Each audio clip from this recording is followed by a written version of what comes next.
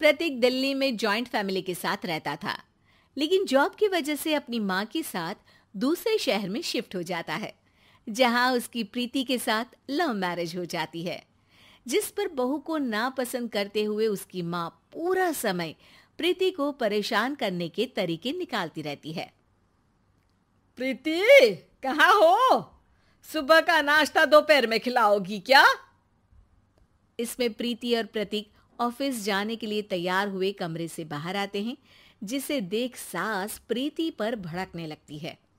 महारानी, तुम सुबह सुबह तैयार होकर घर का सारा काम छोड़कर कहाँ चल दी? जी वो ऑफिस। हैं?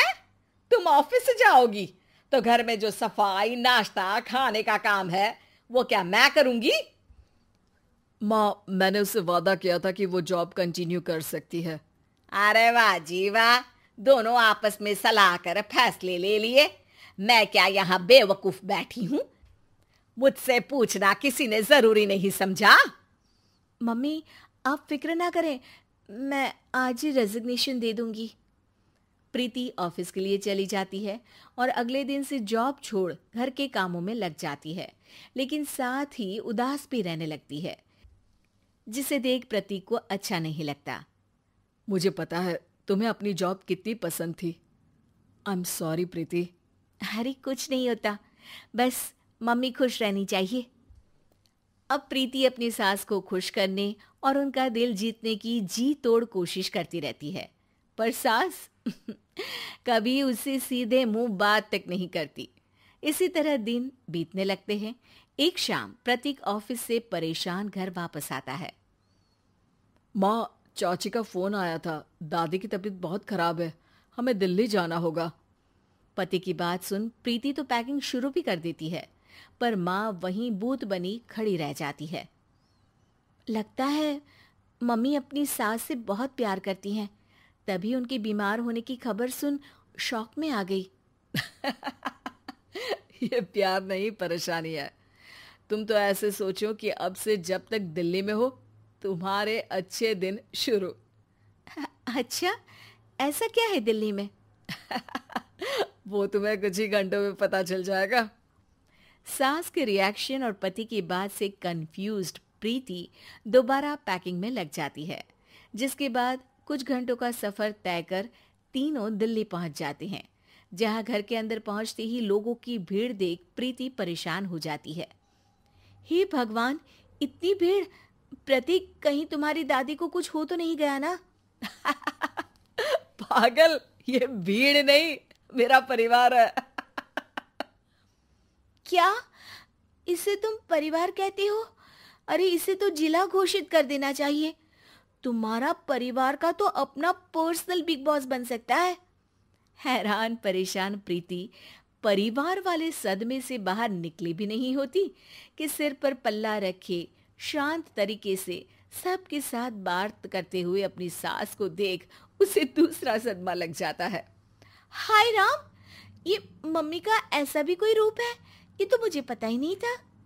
ये तुम्हारी सास का ससुराल है। तभी प्रतीक की बहन बोल पड़ती है। यहाँ आपको ऐसी ऐसी चीजें देखने मिलेंगी जो सपने में भी सोची नहीं होंगी। हाँ, ये कुछ दिन तो बहुत इंटरेस्टिंग लग रहे हैं। सब एक साथ दादी के कमरे में जाते हैं, जहां पहुंचते ही उसे दादी की आवाज सुनाई देती है। क्यों रे, सास से मिलने की फुर्सत मिल गई? दूसरे शहर जाकर छूट क्या मिली? तुम तो भटकता पंछी बन गई। इतने समय में ये तक नहीं पूछा कि जिंदा भी हूं या मर गई। प्रीति की सास अपनी सास के पैर छूती है। अरे कैसी बात कर रही है मम्मी, आपको तो मेरी उम्र भी लग जाए। अरे बस कर, ये झूठी उम्र देने वाली बातों का दिखावा ना कर। तेरा बस चले ना तो जो मेरी बची कुची जिंदगी है वो भी अभी खत्म कर दे। अरे बहू कहाँ है? इस पर सास प्रीति को दादी से मिलवाती है। दादी प्रीति को बहुत प्यार देती है। क्यों बहू, तेरी ये सास परेशान तो नहीं करती ना? अगर करती है तो अभी बता दे, मैं इसकी क्लास लगा दूंगी। अरे कैसी बात कर रही है माँ जी, भला मैं क्यों किसी को परेशान करूंगी। प्रीति अपनी सास का ये रूप एंजॉय कर ही रही होती है कि तभी चाची वहां आकर प्रीति को अपने साथ ले जाती है।